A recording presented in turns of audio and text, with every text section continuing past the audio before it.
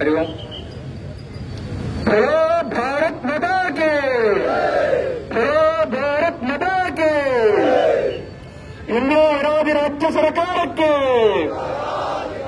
ಹಿಂದೂ ವಿರೋಧಿ ರಾಜ್ಯ ಸರ್ಕಾರಕ್ಕೆ, ಧಾರ್ಮಿಕ ಸ್ವಾತಂತ್ರ್ಯವನ್ನು ಗಮನಿಸುತ್ತಿರುವ ರಾಜ್ಯ ಸರ್ಕಾರಕ್ಕೆ, ಧಾರ್ಮಿಕ ಸ್ವಾತಂತ್ರ್ಯವನ್ನು ಗಮನಿಸುತ್ತಿರುವ ರಾಜ್ಯ ಸರ್ಕಾರಕ್ಕೆ, ಸಾಮಾಜಿಕ ಸಂಘಟನೆಗಳ ಕಾರ್ಯಕರ್ತರ ಮೇಲೆ ಸುಳ್ಳು ಕೇಸುಗಳನ್ನು ದಾಖಲಿಸುತ್ತಿರುವ ರಾಜ್ಯ ಸರ್ಕಾರಕ್ಕೆ,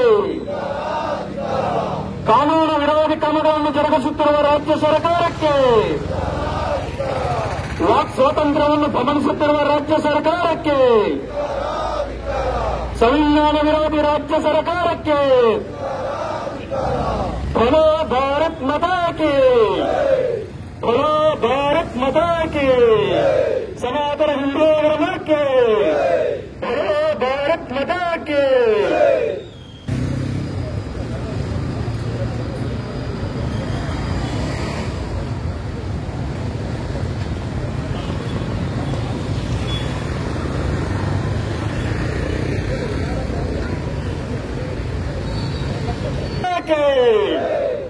ಹಿಂದೂ ವಿರೋಧಿ ರಾಜ್ಯ ಕಾಂಗ್ರೆಸ್ ಸರ್ಕಾರಕ್ಕೆ, ಹಿಂದೂ ವಿರೋಧಿ ರಾಜ್ಯ ಕಾಂಗ್ರೆಸ್ ಸರ್ಕಾರಕ್ಕೆ, ಧಾರ್ಮಿಕ ಸ್ವಾತಂತ್ರ್ಯವನ್ನು ಗಮನಿಸುತ್ತಿರುವ ರಾಜ್ಯ ಸರ್ಕಾರಕ್ಕೆ, ಧಾರ್ಮಿಕ ಸ್ವಾತಂತ್ರ್ಯವನ್ನು ಗಮನಿಸುತ್ತಿರುವ ರಾಜ್ಯ ಸರ್ಕಾರಕ್ಕೆ, ಸಾಮಾಜಿಕ ಸಂಘಟನೆಗಳ ಕಾರ್ಯಕರ್ತರ ಮೇಲೆ ಸುಳ್ಳು ಕೇಸನ್ನು ದಾಖಲಿಸುತ್ತಿರುವ ರಾಜ್ಯ ಸರ್ಕಾರಕ್ಕೆ, ಕಾನೂನು ವಿರೋಧಿ ಕ್ರಮಗಳನ್ನು ಜರುಗಿಸುತ್ತಿರುವ ರಾಜ್ಯ ಸರ್ಕಾರಕ್ಕೆ, ವಾಕ್ ಸ್ವಾತಂತ್ರ್ಯವನ್ನು ಗಮನಿಸುತ್ತಿರುವ ರಾಜ್ಯ ಸರ್ಕಾರಕ್ಕೆ, ಸಂವಿಧಾನ ವಿರೋಧಿ ಕಾಂಗ್ರೆಸ್ ಸರ್ಕಾರಕ್ಕೆ, बोलो भारत माता के, बोलो भारत माता के। ರಾಜ್ಯ ಕಾಂಗ್ರೆಸ್ ಸರ್ಕಾರದ ಪಕ್ಷಪಾತಿ ಧೋರಣೆಗೆ, ರಾಜ್ಯ ಕಾಂಗ್ರೆಸ್ ಸರ್ಕಾರದ ಪಕ್ಷಪಾತಿ ಧೋರಣೆಗೆ बोलो भारत माता के, बोलो भारत माता के।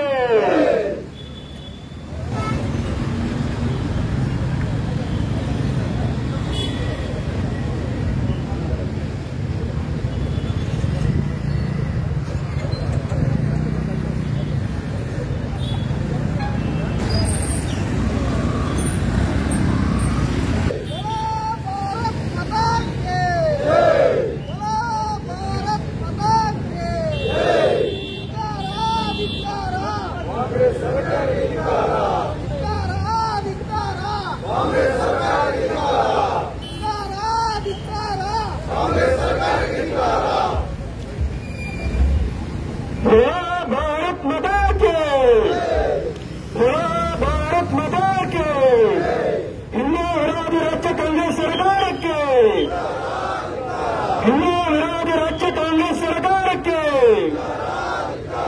ಧಾರ್ಮಿಕ ಸ್ವಾತಂತ್ರ್ಯವನ್ನು ಗಮನಿಸುತ್ತಿರುವ ರಾಜ್ಯ ಕಾಂಗ್ರೆಸ್ ಸರ್ಕಾರಕ್ಕೆ, ಧಾರ್ಮಿಕ ಸ್ವಾತಂತ್ರ್ಯವನ್ನು ಗಮನಿಸುತ್ತಿರುವ ರಾಜ್ಯ ಸರ್ಕಾರಕ್ಕೆ, ಸಾಮಾಜಿಕ ಸಂಘಟನೆಗಳ ಮೇಲೆ ಸುಳ್ಳು ಕೇಸುಗಳನ್ನು ದಾಖಲಿಸುತ್ತಿರುವ ರಾಜ್ಯ ಸರ್ಕಾರಕ್ಕೆ, बोलो भारत माता के, बोलो भारत माता के।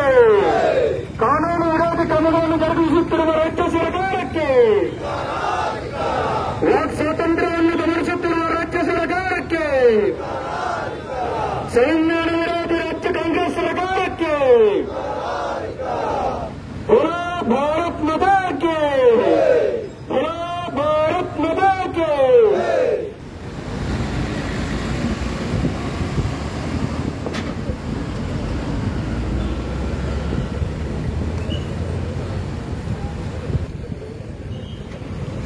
बोलो भारत माता के, बोलो भारत माता के।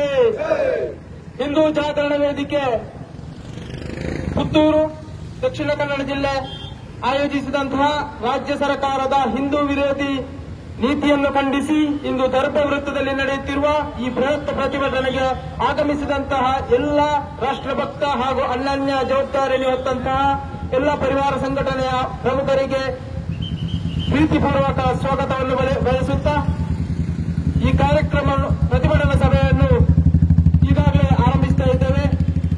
ಹಿಂದೂ ಜಾಗರಣ ವೇದಿಕೆ ಕರ್ನಾಟಕ ದಕ್ಷಿಣ ಪ್ರಾಂತ ಕಾರ್ಯಕಾರಿಣಿ ಸದಸ್ಯರಾದಂತಹ ಶ್ರೀ ಅಜಿತ್ ಮಡಿಕೇರಿಯವರು ಈ ಒಂದು ಪ್ರತಿಭಟನಾ ಸಭೆಯನ್ನು ಉದ್ದೇಶಿಸಿ ಮಾತನಾಡಲಿದ್ದಾರೆ. ಹಾಗೆ ಇಂದಿನ ಈ ಕಾರ್ಯಕ್ರಮದಲ್ಲಿ ಭಾಜಪ ಹಾಗೂ ಸಂಘ ಪರಿವಾರ, ವಿಶ್ವ ಹಿಂದೂ ಪರಿಷತ್, ಬಜರಂಗ ದಳ, ಹಿಂದೂ ಜಾಗರಣ ವೇದಿಕೆಯ ಅನ್ಯಾನ್ಯ ಜವಾಬ್ದಾರಿಯನ್ನು ಹೊತ್ತ ಎಲ್ಲ ಪರಿವಾರ ಸಂಘಟನೆಯ ಪ್ರಮುಖರಿಗೆ ಹಾರ್ದಿಕವಾದ ಸ್ವಾಗತವನ್ನು ವಹಿಸುತ್ತಾ ಈ ಕಾರ್ಯಕ್ರಮಕ್ಕೆ ಆಗಮಿಸಿದಂತ ಹಾಗೆ ಪ್ರಾಂತ ನಿಧಿ ಪ್ರಮುಖರಾದಂತಹ ರವಿರಾಜ್ ಶೆಟ್ಟಿ ಕಳಪ ನಮ್ಮೊಂದಿಗಿದ್ದಾರೆ. ಹಾಗೆ ಈ ಕಾರ್ಯಕ್ರಮದ ಪ್ರಾಸ್ತಾವಿಕ ನುಡಿಗಾಗಿ ಹಿಂದೂ ಜಾಗರಣ ವೇದಿಕೆಯ ಪುತ್ತೂರು ಜಿಲ್ಲಾ ಸಂಯೋಜಕರಾದ ಮೋಹನ್ ದಾಸ್ ಕಾಣಿಯೂರು ಈ ಪ್ರಾಸ್ತಾವಿಕ ನುಡಿಗಾಗಿ ನಮ್ಮೊಂದಿಗೆ. ಮಾತಾ ಕೆ ಭಾರತ್ ಮಾತಾ ಕೆ. ಮಹತೋಬಾರ ಶ್ರೀ ಮಹಾಲಿಂಗೇಶ್ವರ ದೇವರಿಗೆ ಶಿರಸ ವಂದಿಸುತ್ತಾ ಈ ಪ್ರತಿಭಟನಾ ಸಭೆಗೆ ಬಂದಿರತಕ್ಕಂಥ ಎಲ್ಲ ಪರಿವಾರ ಸಂಘಟನೆ ಅನ್ಯಾನ್ಯ ಜವಾಬ್ದಾರಿ ಹೊಂದಿರತಕ್ಕಂಥ ಪ್ರಮುಖರೇ, ಹಾಗೆಯೇ ಹಿಂದೂ ಕಾರ್ಯಕರ್ತ ಬಂಧುಗಳು, ಹಾಗೆಯೇ ಪತ್ರಿಕಾ ಮಾಧ್ಯಮದವರು, ಕಳೆದ 2 ತಿಂಗಳಿಂದೀಚೆಗೆ ನಮ್ಮ ದಕ್ಷಿಣ ಕನ್ನಡ ಜಿಲ್ಲೆಯಲ್ಲಿ ನಡೆತಕ್ಕಂಥ ಬೇರೆ ಬೇರೆ ಘಟನೆಗಳಿಗೆ ಸಂಬಂಧಪಟ್ಟಂತೆ ಈಗ 2 ತಿಂಗಳ ಅವಧಿಯಲ್ಲಿ ನಮ್ಮ ಜಿಲ್ಲೆಯಲ್ಲಿ ಒಂದು ರೀತಿಯ ಹಿಂದೂ ದಮನ ನೀತಿಯನ್ನ ಈ ರಾಜ್ಯದ ಕಾಂಗ್ರೆಸ್ ಸರ್ಕಾರ ಮುಂದುವರಿಸಿಕೊಂಡೇ ಬರ್ತಾ ಇದೆ. ಇದರ ಮೂಲ ಕಳೆದ 78-79 ವರ್ಷದಿಂದ ಈ ದೇಶದಲ್ಲಿ ಯಾವ ಕಾಂಗ್ರೆಸ್ ಸರ್ಕಾರ ಅಧಿಕಾರಕ್ಕೆ ಬಂತು, ಸ್ವಾತಂತ್ರ್ಯ ಸಿಕ್ಕಿದ ನಂತರದ ದಿನಗಳಲ್ಲಿ ಈ ದೇಶದಲ್ಲಿ ಕಳೆದ 78-79 ವರ್ಷಗಳಿಂದ ಹಿಂದೂ ದಮನ ನೀತಿಯ ಮುಖಾಂತರ ಇಡೀ ರಾಷ್ಟ್ರದಲ್ಲಿ ಒಂದು ರೀತಿಯ ಹಿಂದೂ ವಿರೋಧಿ ಸರ್ಕಾರದ ಧೋರಣೆಯನ್ನೇ ಅನುಸರಿಸಿಕೊಂಡು ಬಂದಿತ್ತು. ಅದರ ಮುಂದುವರಿಯುತ್ತಾ ಬೇರೆ ಬೇರೆ ಸಂಘಟನೆಗಳು, ನಮ್ಮ ರಾಜಕೀಯ ಪರಿವಾರ ಸಂಘಟನೆಯಾಗಿ ವಿಶ್ವ ಹಿಂದೂ ಪರಿಷತ್, ಹಿಂದೂ ಜಾಗರಣ ವೇದಿಕೆ ಇತರದ ಸಂಘಟನೆಗಳು ಇದನ್ನು ಎದುರಿಸುವುದಕ್ಕೋಸ್ಕರ ವಿದ್ಯಾರ್ಥಿ ಪರಿಷತ್ ಇತರದ ಸಂಘಟನೆಗಳು ಬೆಳೆಯತೊಡಗಿದವು. ಇದರ ಪರಿಣಾಮವಾಗಿ ಈ ದೇಶದಲ್ಲಿ ಈಗಾಗಲೇ ಒಟ್ಟು ಎಲ್ಲ ಸಂಘಟನೆಗಳು ಒಂದೇ ಸೂರಿನಡಿ ನಿಂತು ಈ ಭ್ರಷ್ಟ ಕಾಂಗ್ರೆಸ್ನ ವಿರುದ್ಧ, ಹಿಂದೂ ವಿರೋಧಿ ಸರ್ಕಾರದ ವಿರುದ್ಧ ಒಕ್ಕಲಿನ ಕೂಗಿನಿಂದಲೇ ಒಂದೇ ಸೂರಿನಡಿ ನಿಂತು ಪ್ರತಿಭಟಿಸಿದ ಕಾರಣ ಇವತ್ತು ಇಡೀ ದೇಶದಲ್ಲಿ ಕಾಂಗ್ರೆಸ್ ನಶಿಸುತ್ತಾ ಹೋಯಿತು. ಈ ನಶಿಸುತ್ತಿರುವ ಸಂದರ್ಭದಲ್ಲಿ ನಮ್ಮ ರಾಜ್ಯದಲ್ಲಿರ್ತಕ್ಕಂಥ ಕಾಂಗ್ರೆಸ್ ಸರ್ಕಾರ ಎಣ್ಣೆ ಆರಿದ ನಂತರ ಬತ್ತಿ ಕೊನೆಯನ್ನು ಬಗ್ಗ ಅಂತ ಉರಿಯುತ್ತದೆ. ಆ ಸಣ್ಣ ಮಟ್ಟದ ಉರಿಯುವ ಒಂದು ಜ್ವಾಲೆ ಈಗ ಕರ್ನಾಟಕದಲ್ಲಿ ಉರಿಲಿಕ್ಕೆ ಶುರುವಾಗಿದೆ. ಇದು ತುಂಬಾ ದಿವಸ ಇಲ್ಲ. ಈ ನಂದುವಂತ ಸಮಯದಲ್ಲಿ ಇಡೀ ಹಿಂದೂ ಸಮಾಜವನ್ನ ಮತ್ತೊಮ್ಮೆ ನಾವು ಬಗ್ಗು ಬಡಿಗೆ ತೀರ್ತೇವೆ ಎನ್ನುವ ಕಾರಣಕ್ಕೋಸ್ಕರ ಇವತ್ತು ಎಲ್ಲ ನಮ್ಮ ಹಿಂದೂ ಕಾರ್ಯಕರ್ತರ ಮೇಲೆ ಕಳೆದ 2 ತಿಂಗಳಿಂದ ಬೇರೆ ಬೇರೆ ಇಲಾಖೆಗಳ ಮುಖಾಂತರ ಕೇಸು ದಾಖಲಿಸುವಂತ ಕ್ರಮಗಳು ನಡೀತಾ ಹೋದವು. ಅದಾದ ನಂತರ ಹಿಂದೂ ಕಾರ್ಯಕರ್ತರ ಮನೆಗಳಿಗೆ ಇಲಾಖೆಯನ್ನು ಕಳಿಸುವುದರ ಮುಖಾಂತರ ಒಂದು ರೀತಿಯ ಬೆದರಿಸುವ ವಾತಾವರಣ ನಿರ್ಮಾಣ ಮಾಡಿದರು. ಕಳೆದ ಸಾವಿರಾರು ವರ್ಷಗಳಿಂದ ಹಿಂದೂ ಸಮಾಜ ಇವೆಲ್ಲವನ್ನ ಎದುರಿಸಿಕೊಂಡು ಬಂದು ಈಗಾಗಲೇ ಸಮೃದ್ಧ ಮತ್ತೆ ಹಿಂದೂ ಸಾಮ್ರಾಜ್ಯವನ್ನು ನಿರ್ಮಾಣ ಮಾಡುವಲ್ಲಿ ನಾವೆಲ್ಲ ಸಫಲರಾಗಿದ್ದೇವೆ. ಯಾವ ಎಡಪಂಥೀಯವಾದಿಗಳಿರ್ಬೋದು, ಬೇರೆ ಬೇರೆ ಶಕ್ತಿಗಳನ್ನು ಬಳಸಿಕೊಂಡು ಹಿಂದೂ ದಮನ ನೀತಿಯವನ್ನ ಯಾವಾಗ ಅನುಸರಿಸಲು ಪ್ರಾರಂಭ ಮಾಡಿದ್ರೋ ಅವೆಲ್ಲವನ್ನು ಎದುರಿಸುವಂತ ಕೆಲಸವನ್ನ ಇಡೀ ರಾಷ್ಟ್ರದಾದ್ಯಂತ ಮಾಡಿಕೊಂಡು ಬಂದಿದೆ. ಆ ಕಾರಣಕ್ಕಾಗಿ ಇವತ್ತು ದೇಶದ ಎಲ್ಲ ಕಡೆಗಳಲ್ಲಿಯೂ ಕಾಂಗ್ರೆಸ್ ನಶಿಸುತ್ತಾ ಹೋಗ್ತಾ ಇದೆ. ಇವತ್ತು ಉಳಿದಿರ್ತಕ್ಕಂಥ ಕರ್ನಾಟಕದ ರಾಜ್ಯ ಸರ್ಕಾರ ಕೂಡ ಈ ರೀತಿಯ ದಮನ ನೀತಿಯಿಂದಾಗಿ ಹಿಂದೂಗಳು ದೃಢವಾಗಿ ಎದುರಿಸುವ ಕಾರಣಕ್ಕೋಸ್ಕರ ಮುಂದಿನ ದಿನಗಳಲ್ಲಿ ಅವೆಲ್ಲವನ್ನ ಕಳೆದು ಮತ್ತೆ ಪಶ್ಚಾತ್ತಾಪ ಮಾಡುವ ಮಟ್ಟಿಗೆ ಇವತ್ತು ಕಾಂಗ್ರೆಸ್ ಸರ್ಕಾರ ಹೋಗಲಿದೆ. ಆ ಕಾರಣಕ್ಕೋಸ್ಕರ ಈ ಎಲ್ಲ ಸಂಗತಿಗಳನ್ನು ಎದುರಿಸಿಕೊಂಡು ಬೇರೆ ಬೇರೆ ಕಾರಣಗಳನ್ನು, ಬೇರೆ ಬೇರೆ ಬಿಲ್ಗಳನ್ನು ಪಾಸ್ ಮಾಡುವುದರ ಮುಖಾಂತರ ಯಾವ ಹಿಂದೂಗಳನ್ನ ಒಡೆಯುವ ಕೆಲಸವನ್ನ ನಿರಂತರವಾಗಿ ಮಾಡಿಕೊಂಡು ಬಂದಿದೆ. ಅದೇ ಮುಂದುವರಿದ ಭಾಗವಾಗಿ ಇವತ್ತು ಕರಾವಳಿಯ ದಕ್ಷಿಣ ಕನ್ನಡ ಜಿಲ್ಲೆಯ ಎಲ್ಲ ಸಂಘಟನೆಯ ಪ್ರಮುಖರ ಮೇಲೆ ಮತ್ತೆ ಕೇಸು ದಾಖಲಿಸುವುದನ್ನ ಸರ್ಕಾರ ಈ ಜಿಲ್ಲೆಯ ಯಾವ ಉಸ್ತುವಾರಿ ಸಚಿವರಿಂದ ಆಗಲಿಲ್ಲ, ಅದಕ್ಕೋಸ್ಕರ ಪ್ರತ್ಯೇಕ ಒಬ್ಬ ಜವಾಬ್ದಾರಿಯನ್ನು ಕೊಟ್ಟು ಯಾವ ಸರ್ಕಾರದ ನಡೆಸುವಂತ ಮುಖ್ಯಮಂತ್ರಿ ಇದ್ದಾರ ಅವರ ಅನುಯಾಯಿಯಾಗಿ ಇವತ್ತು ಜಿಲ್ಲೆಯಲ್ಲಿ ಮತ್ತೆ ಹದ್ದುಬಸ್ತನ್ನ ಮೀರಿರುವ ಕೆಲಸವನ್ನ ಮಾಡ್ತಾ ಇದ್ದಾರೆ.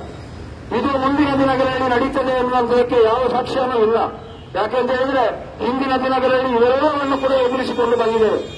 ನೂರಾರು ವರ್ಷಗಳ ಕಾಲ ಕಳೆದ 2 ಪೀಳಿಗೆಗಳಲ್ಲಿ ಹಿಂದೂ ಸಮಾಜದ ಮೂಲೆ ಮೂಲೆಗಳಿಗೆ ಹೋಗಿ ಸಂಘಟನೆ ಮಾಡಿಕೊಂಡು ತನ್ನದೆಲ್ಲವನ್ನ ತ್ಯಾಗ ಮಾಡಿ ಬಲಿದಾನ ಮಾಡಿದರ ಪರಿಣಾಮವಾಗಿ ಇವತ್ತು ದೇಶದಾದ್ಯಂತ ಜಗತ್ತಿನಾದ್ಯಂತ ಹಿಂದುತ್ವವನ್ನು ಒಪ್ಪಿಕೊಳ್ಳುವ ಮಟ್ಟಿಗೆ ಇವತ್ತು ಜಗತ್ತು ಎದುರು ನೋಡ್ತಾ ಇದೆ. ಆ ಸಂದರ್ಭದಲ್ಲಿ ನಾವೇನ ಮಾಡ್ತೀವಿ ಅಂತ ಹೊರಟ್ರೆ ಇವೆಲ್ಲಕ್ಕೂ ಉತ್ತರ ಕೊಡಲಿಕ್ಕೆ ಹಿಂದೂ ಸಮಾಜ ಸದಾ ಸಿದ್ಧವಿದೆ. ಅದನ್ನು ಇಷ್ಟು ವರ್ಷಗಳ ಕಾಲ ಯಾವಾಗ ದೇಶದಲ್ಲಿ 1975 ತುರ್ತು ಪರಿಸ್ಥಿತಿ ಹೇಳಿತೋ ಆ ಸಂದರ್ಭದಲ್ಲಿಯೂ ಕೂಡ ನಾವು 2 ವರ್ಷಗಳ ಕಾಲ ನಿರಂತರವಾಗಿ 2-3 ವರ್ಷಗಳ ಕಾಲ ಎದುರಿಸಿ ಮತ್ತೆ ಜಯಿಸಿದ್ದೇವೆ. ಮತ್ತೆ ಇದೆಲ್ಲವೂ ಕೂಡ ದೊಡ್ಡ ಸಂಗತಿ ಅಂತ ನಮಗೆ ಅನುಭವಿಸುವುದೇ ಇಲ್ಲ. ಅದಕ್ಕೋಸ್ಕರ ಇದು ಸಣ್ಣ ಪ್ರಯತ್ನ ಆಗಿರಬಹುದು. ಇದನ್ನೆಲ್ಲವನ್ನ ಮೆಟ್ಟಿನಿರ್ತಕ್ಕಂಥ ಶಕ್ತಿ ಇಡೀ ಹಿಂದೂ ಸಮಾಜಕ್ಕಿದೆ. ಅದಕ್ಕೋಸ್ಕರ ಮುಂದಿನ ದಿನದಲ್ಲಿ ನಮ್ಮನ್ನೇನಾದರೂ ಪ್ರಶ್ನಿಸುತ್ತೇವೆ, ಪರೀಕ್ಷಿಸುತ್ತೇವೆ ನೋಡುವುದಾದ್ರೆ ನೀವು ಅದನ್ನು ಮನಸ್ಸಿನಲ್ಲಿ ಬಿಟ್ಟುಕೊಳ್ಬೇಕು. ಈ ಸಮಾಜವನ್ನು ಗಮನಿಸುವಂತ ಪ್ರಯತ್ನ ಮಾಡಿದರೆ ಅದು ಕನಸು ಮಾತ್ರ ಆಗಿರಬಹುದು. ನಮ್ಮ ತಾಲೂಕಿನಲ್ಲಿ ಇರತಕ್ಕಂಥ ಒಂದಷ್ಟು ನಾಯಕರು 2-3 ದಿವಸದಿಂದ ಬೊಗ್ಗೆ ಹಾಕಕ್ಕೆ ಶುರು ಮಾಡಿದ್ರು. ಹಿಂದೂ ಸಂಘಟನೆ ಎಲ್ಲಿದೆ, ಎಲ್ಲೋ ಬಾಳ ಮಡಿಚಿ ಮನೆಯಲ್ಲಿ ಕೂತಿರಬಹುದು ಅಂತ ಹೇಳಿದ್ರು. ನಮಗೆ ತಾಕತ್ತು ಇದೆ, ದಮ್ಮು ಇದೆ. ನಾನೆಲ್ಲ ಕೆಲಸ ಮಾಡಿರ್ತಕ್ಕಂಥದ್ದು ಒಂದು ಸಿದ್ಧಾಂತದ ಅಡಿಯಲ್ಲಿ, ಒಂದು ಬದ್ಧತೆ ಅಡಿಯಲ್ಲಿ. ಯಾವುದೋ ರಾಜಕಾರಣಕ್ಕೋಸ್ಕರ ಈ ಸಂಘಟನೆಗಳು ಎದ್ದು ನಿಂತಿಲ್ಲ. ಸಮಾಜದ ಸ್ವಾಸ್ಥ್ಯವನ್ನ ಅಸ್ಮಿತೆಯನ್ನ ಉಳಿಸಿಕೊಳ್ಬೇಕು ಎನ್ನುವ ಕಾರಣಕ್ಕೋಸ್ಕರ ಇವತ್ತು ಇಡೀ ಸಮಾಜ ಎದ್ದು ನಿಂತಿದೆ. ಇದನ್ನು ಪ್ರಶ್ನೆ ಮಾಡಲಿಕ್ಕೆ ಹೋದ್ರೆ ಮುಂದಿನ ದಿನಗಳಲ್ಲಿ ಸರ್ಕಾರ ಅದರಷ್ಟಕ್ಕೆ ಅಲುಗಾಡುವಂತ ಪರಿಸ್ಥಿತಿ ನಿರ್ಮಾಣ ಆಗ್ತದೆ. ಎಲ್ಲ ದೇವರುಗಳ ಅನುಗ್ರಹ ಇಷ್ಟು ಸಹಸ್ರ ವರ್ಷಗಳ ಕಾಲ ನಮ್ಮ ಜೊತೆ ಇದೆ, ಅದು ನಿಮ್ಮ ಜೊತೆ ನಿಂತಿಲ್ಲ. ಆ ಕಾರಣಕ್ಕೋಸ್ಕರ ಮತ್ತೆ ಪರೀಕ್ಷೆ ಮಾಡುವಂತ ಕೆಲಸವನ್ನ ಮಾಡುವ ಪ್ರಯತ್ನವನ್ನ ಮಾಡಬೇಡಿ ಅಂತ ಎಚ್ಚರಿಕೆಯ ಗಂಟೆಯನ್ನ ಕೊಡುತ್ತಾ ಮುಂದಿನ ದಿನಗಳಲ್ಲಿ ಎಲ್ಲ ಸವಾಲುಗಳನ್ನು ಸ್ವೀಕಾರ ಮಾಡಲಿಕ್ಕೆ ಈ ಸಮಾಜ ಸಿದ್ಧ ಇದೆ. ಕಾರ್ಯಕರ್ತರಾಗಿ ಅದಕ್ಕಾಗಿ ಸನ್ನದ್ಧರಾಗಿದ್ದಾರೆ ಎನ್ನುವಂತ ಎಚ್ಚರಿಕೆ ಗಂಟೆಯನ್ನು ಕೊಡುತ್ತಾ ಮುಂದಿನ ಅವಕಾಶಕ್ಕಾಗಿ ಮಾನ್ಯ ನಮ್ಮ ಪ್ರಾಂತದ ಕಾರ್ಯಕಾರಿಣಿ ಸದಸ್ಯರಾದಂತಹ ಅಜಿತ್ ಕೊಡಗು ಇವರು ನಮ್ಮನ್ನುದ್ದೇಶಿಸಿ ಮಾತಾಡಲಿಕ್ಕಿದ್ದಾರೆ.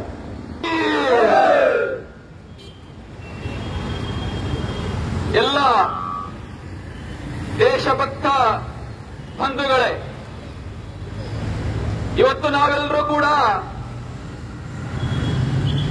ಈ ದೇಶದ ನೆಲದಲ್ಲಿ ಇವತ್ತು ನಮ್ಮ ಧರ್ಮವನ್ನ ಉಳಿಸಲಿಕ್ಕೋಸ್ಕರವಾಗಿ ಇವತ್ತು ನಾವು ಬೀದಿಯಲ್ಲಿ ನಿಂತು ಹೋರಾಟ ಮಾಡತಕ್ಕಂಥ ಒಂದು ಕಾಲಘಟ್ಟದಲ್ಲಿ ಇವತ್ತು ನಾವು ನಿಂತಿದ್ದೇವೆ. ಎಂಥ ದುರ್ದೈವ ಅಂತ ಹೇಳಿದ್ರೆ ಈ ಒಂದು ಕಾಂಗ್ರೆಸ್ ಸರ್ಕಾರ ಇವತ್ತು ಹಿಂದೂಗಳನ್ನ, ಹಿಂದೂ ಕಾರ್ಯಕರ್ತರನ್ನ ಮನಸ್ಥೈರ್ಯವನ್ನ ಕುಗ್ಗಿಸುವುದಕ್ಕೋಸ್ಕರವಾಗಿ ಇವತ್ತು ಎಲ್ಲ ಕಾರ್ಯಕರ್ತರುಗಳಿಗೆ ಕೇಸುಗಳನ್ನು ಹಾಕಿಸುವುದು, ಕಾರ್ಯಕರ್ತರನ್ನ ಯಾವುದೇ ಕಾರ್ಯಕ್ರಮಗಳಿಗೆ ಹೋಗದ ರೀತಿಯಲ್ಲಿ ಅಡ್ಡಿಪಡಿಸುವುದು, ಇವತ್ತು ಸಂಘಟನೆಯ ಪ್ರಮುಖರನ್ನ ನಿರ್ಬಂಧ ಹೇರುವುದು, ಈ ಎಲ್ಲ ಘಟನೆಗಳನ್ನ ಮಾಡಿಕೊಂಡು ಇವತ್ತಿನ ರಾಜ್ಯ ಸರ್ಕಾರ ಬರ್ತಾ ಇದೆ. ಈ ದಕ್ಷಿಣ ಕನ್ನಡ ಜಿಲ್ಲೆಯಲ್ಲಿ ಈ ಕಾಂಗ್ರೆಸ್ ಸರ್ಕಾರ ಇವರ ರಾಜಕೀಯದ ತೆವಲಿಗೋಸ್ಕರ ಇಸ್ಲಾಮಿಕ್ ವೋಟ್ ಬ್ಯಾಂಕ್ ರಾಜಕಾರಣಕ್ಕೋಸ್ಕರವಾಗಿ ಇವತ್ತು ಹಿಂದೂ ಧರ್ಮವನ್ನ ಅಂತ್ಯ ಮಾಡತಕ್ಕಂಥ ಕಾರ್ಯಕ್ಕೆ ಇವತ್ತು ಕೈ ಹಾಕಿದೆ. ಆದರೆ ಒಂದನ್ನ ತಿಳ್ಕೊಳ್ಳಿ, ಸಾವಿರಾರು ವರ್ಷಗಳಿಂದ ಎಷ್ಟೆಷ್ಟೋ ಮುಸ್ಲಿಂ ರಾಜರುಗಳು ಈ ದೇಶವನ್ನ ಇಸ್ಲಾಮೀಕರಣ ಮಾಡುವುದಕ್ಕೋಸ್ಕರ ಹೊರಟಿದ್ರು. ಆದರೆ ಯಾವುದೇ ಕಾರಣದಿಂದ ಈ ದೇಶ ಇಸ್ಲಾಮೀಕರಣ ಆಗಲಿಲ್ಲ. ಕಾರಣ ಇಷ್ಟೇ, ದೇಶಭಕ್ತ ಹಿಂದೂಗಳು ಈ ನೆಲದಲ್ಲಿ ಯಾವುದೇ ರೀತಿಯಾಗಿ ಅವರಿಗೆ ಶಿರವನ್ನ ಬಾಗ್ಲಿಲ್ಲ, ಕಾಂಪ್ರಮೈಸ್ ಆಗಲಿಲ್ಲ, ಮತಾಂಧ ಆಗಲಿಲ್ಲ. ಆದರೆ ಅವತ್ತಿನ ಕಾಲಘಟ್ಟದಲ್ಲೂ ಕೂಡ ಈ ಸೋಗಲಾಡಿತನ ಅನ್ನುವುದು ಇತ್ತು. ಆ ದಿನಗಳಲ್ಲೂ ಕೂಡ ಈ ದೇಶವನ್ನ, ಈ ಧರ್ಮವನ್ನ ಒಡೆಯುವ ಕುತಂತ್ರಿಗಳು ಇವತ್ತಿನ ಕಾಂಗ್ರೆಸ್ನಲ್ಲಿ ಯಾರ್ಯಾರು ಕಾಣ್ತಿದ್ದಾರೋ ಅಂತವರು ಆಗಲೂ ಇದ್ರು. ಆದರೂ ಕೂಡ ಈ ದೇಶದ ನೆಲವನ್ನ ಅಳ್ಳಾಡಿಸ್ಲಿಕ್ಕಾಗ್ಲಿಲ್ಲ, ಈ ಧರ್ಮವನ್ನ ಅಳ್ಳಾಡಿಸ್ಲಿಕ್ಕಾಗ್ಲಿಲ್ಲ.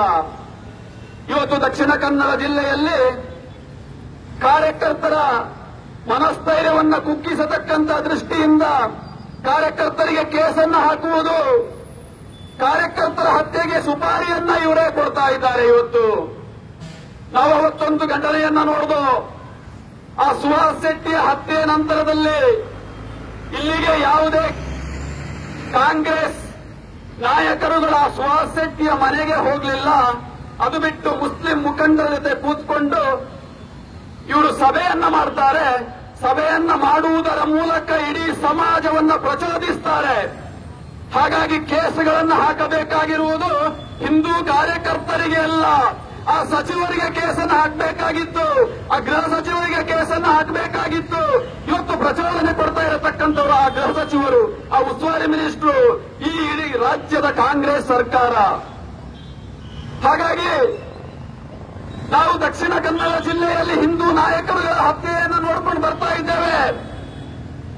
ಈ ಗುಲಾಮಗಿರಿಯ ಸೋಗಲಾಡಿ ರಾಜಕಾರಣಿಗಳು ಇವತ್ತು ಹಿಂದೂಗಳ ಹತ್ಯೆ ಆದಂತಹ ಸಂದರ್ಭದಲ್ಲಿ ಇವರು ಎಲ್ಲ ಬೀದಿಯಲ್ಲಿ ನಿಂತುಕೊಂಡು ನಗರತಕ್ಕಂತಹ ಒಂದು ಸ್ಥಿತಿಗೆ ಇವತ್ತು ತಲುಪಿದ್ದಾರೆ.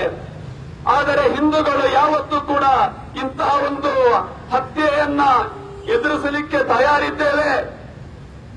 ಹಿಂದೂ ಸಮಾಜ ನಿರ್ವೀರ್ಯ ಸಮಾಜ ಅಲ್ಲ ಅನ್ನುವುದನ್ನ ಈ ಮೊದಲು ಎಷ್ಟೋ ಬಾರಿ ನಾವು ಸಾಬೀತನ್ನ ಪಡಿಸಿದ್ದೇವೆ. ಇವತ್ತು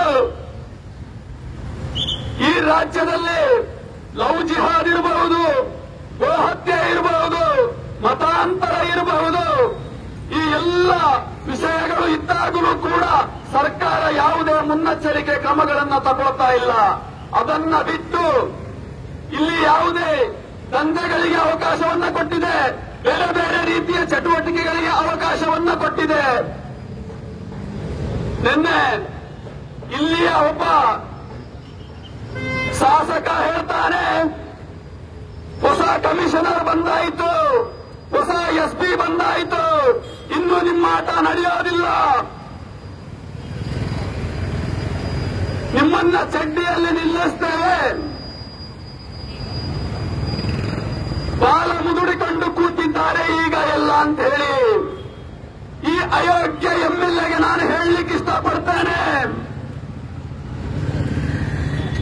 ಈ ದಕ್ಷಿಣ ಕನ್ನಡ ಜಿಲ್ಲೆಯಲ್ಲಿ ನಿನ್ನಂತ ಎಷ್ಟೋ ಅಯೋಗ್ಯರನ್ನ ನೋಡಿಕೊಂಡು ಬಂದಿದೆ. ಆದ್ರೆ ಒಂದು ವಿಚಾರವನ್ನ ತಿಳ್ಕೊಳ್ಬೇಕು, ಯಾವುದೇ ಕಮಿಷನರ್ ಬಂದಿರಬಹುದು, ಯಾವುದೇ ಎಸ್ಪಿ ಬಂದಿರಬಹುದು, ನಾವು ಸಂವಿಧಾನಕ್ಕೆ ಗೌರವ ಕೊಡ್ತೇವೆ, ಕಾನೂನಿಗೆ ಗೌರವ ಕೊಡ್ತೇವೆ. ಹಾಗಾಗಿ ನಿನ್ನಂತ ಅಯೋಗ್ಯ ಇವತ್ತು ಇಸ್ಲಾಮೀಕರಣದ ತುಷ್ಟಿಗೋಸ್ಕರವಾಗಿ, ಇವತ್ತು ಮುಸಲ್ಮಾನರ ಓಟಿಗೋಸ್ಕರವಾಗಿ ಇವತ್ತು ಸರಿಯತ್ತನ್ನ ಇವತ್ತು ಬೆಂಬಲಿಸೋದಿಲ್ಲ. ನಾವು ಯಾವತ್ತಿದ್ರೂ ಸಂವಿಧಾನ ಕಾನೂನಿನ ಪರವಾಗಿದ್ದೇವೆ. ಹಾಗಾಗಿ ನಮಗೆ ಯಾವ ಭಯವೂ ಕೂಡ ಇಲ್ಲ. ಒಂದು ವಿಚಾರವನ್ನ ತಿಳ್ಕೊಳ್ಬೇಕು, ಇಲ್ಲಿಯ ಶಾಸಕ ಇಂಥ ಲಾಠಿ ಏಟು, ಇಂಥ ಬೂಟು, ಇಂಥ ಕೇಸು, ಕೋರ್ಟು, ಕಚೇರಿ, ಜೈಲು ಇದನ್ನೆಲ್ಲವನ್ನ ನಾವು ಅನುಭವಿಸಿ ಇವತ್ತು ಬಂದಿರತಕ್ಕಂಥದ್ದು. ನಿಮ್ಮ ಈ ಪೊಳ್ಳು ಬೆದರಿಕೆಗಳಿಗೆ ಹೆದರುವಂತ ಮಕ್ಕಳು ನಾವಲ್ಲ ಅನ್ನುವುದನ್ನ ಮತ್ತೊಮ್ಮೆ ಎಚ್ಚರಿಕೆಯಿಂದ ಹೇಳ್ತಾ ಇದ್ದೇನೆ.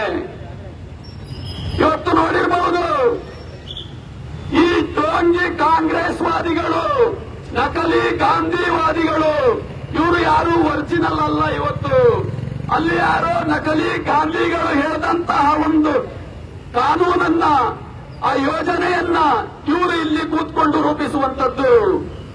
ಹಾಗಾಗಿ ನಿಮ್ಮಿಂದ ನಾವು ಪಾಠ ಕಲಿಬೇಕಾಗಿಲ್ಲ. ಈ ದೇಶಭಕ್ತ ಬಂಧುಗಳು ಏನನ್ನು ಮಾಡಬೇಕು ಅನ್ನುವುದಿದೆ, ಅದನ್ನು ಮಾಡಿಯೇ ಮಾಡ್ತೇವೆ. ನಾವು ಯಾರಿಗೂ ಬಗ್ಗುವಂತವರಲ್ಲ, ಜಗ್ಗುವಂತವರಲ್ಲ. ಮತ್ತೊಮ್ಮೆ ಕಿವಿ ಕೊಟ್ಟು ಕೇಳಿಸ್ಕೊಳ್ಳಿ. ಅದರ ಜೊತೆಯಲ್ಲಿ ಇನ್ನೊಬ್ಬ ಹೇಳ್ತಾರೆ, ಆರ್ಎಸ್ಎಸ್ ಅನ್ನ ಬ್ಯಾನ್ ಮಾಡ್ತೇವೆ ಅಂತ ಹೇಳಿ. ಇವರಿಗೆ ತಾಕತ್ತಿದ್ರೆ ಆರ್ಎಸ್ಎಸ್ ಅನ್ನ ಬ್ಯಾನ್ ಮಾಡುವಂತ ಪ್ರಯತ್ನವನ್ನಾದ್ರೂ ಮಾಡಲಿ. ಎಂತೆಂಥವರಿಂದ ಆಗ್ಲಿಲ್ಲ, ಇನ್ನು ಇಂಥ ಒಂದು ಅಯೋಗ್ಯನಿಂದ ಇದು ಆಗ್ಲಿಕ್ಕೆ ಸಾಧ್ಯವ? ಬಂಧುಗಳೇ, ಈ ದೇಶದಲ್ಲಿ ನಾವು ದಿವಸಕ್ಕೆ ಒಂದು ರೀತಿಯ ಅನುಭವವನ್ನ ಹಿಂದೂ ಸಮಾಜ ಅನುಭವಿಸಿಕೊಂಡು ಬರ್ತಾನೇ ಇದೆ. ಇವತ್ತು ನಾವು ಯಾವುದೋ ಸ್ಟೇಷನ್ಗೆ ಕಲ್ಲು ಹೊಡೆಯವರಲ್ಲ, ಎಲ್ಲ ಸ್ಟೇಷನ್ಗೆ ಬೆಂಕಿ ಹಚ್ಚವರಲ್ಲ ಅನ್ನುವುದನ್ನ ಒಮ್ಮೆ ನೆನಪಿನಲ್ಲಿಟ್ಟುಕೊಳ್ಳಿ ಈ ಭಾಗದ ಶಾಸಕರು. ಬಂಧುಗಳೇ, ಇವತ್ತು ಇಡೀ ರಾಜ್ಯದಲ್ಲಿ ನಾವು ನೋಡಿರಬಹುದು, ಆ ಒಂದು ಡಿಜೆ ಹಳ್ಳಿ ಕೆಜೆ ಹಳ್ಳಿಯ ಘಟನೆಯನ್ನ ನೋಡಿರಬಹುದು. ಆ ಡಿಜೆ ಹಳ್ಳಿ ಕೆಜೆ ಹಳ್ಳಿಯ ಘಟನೆಯಾದಾಗ ನಿಮ್ಮ ಪೊಲೀಸ್ ಸ್ಟೇಷನ್ಗೆ ಬೆಂಕಿ ಹಚ್ಚಿದ್ರಲ್ಲ, ಆಗ ನಿಮ್ಮ ಪೌರುಷ ಎಲ್ಲಿ ಹೋಗಿತ್ತು ಅನ್ನುವುದನ್ನು ನೀವು ಮತ್ತೊಮ್ಮೆ ಸಾಬೀತುಪಡಿಸಬೇಕಾಗ್ತದೆ. ಅಖಂಡ ಶ್ರೀನಿವಾಸರ ನಿಮ್ಮದೇ ಶಾಸಕರ ಮನೆಗೆ ಬೆಂಕಿ ಹಚ್ಚಿದ್ರಲ್ಲ, ಆಗ ಈ ಕಾಂಗ್ರೆಸ್ಸಿನ ಪೌರುಷ ಎಲ್ಲಿ ಹೋಗಿತ್ತು? ನಿಮ್ಮ ರಾಜಕೀಯದ ತೆವಲಿಗೋಸ್ಕರ ಯಾರ್ಯಾರನ್ನೋ ಬಲಿ ಕೊಡ್ತೀರಲ್ಲ ನೀವು. ನಿಮ್ಮ ಪೌರುಷವನ್ನ ನೀವು ಒಮ್ಮೆ ಮೆಲುಕು ಹಾಕೊಳ್ಳಿ. ಇನ್ನು ಹಿಂದೂ ಸಮಾಜವನ್ನ ಮುಟ್ಲಿಕ್ಕೆ ಮತ್ತೊಮ್ಮೆ ಪ್ರಯತ್ನವನ್ನ ಮಾಡಬೇಡಿ.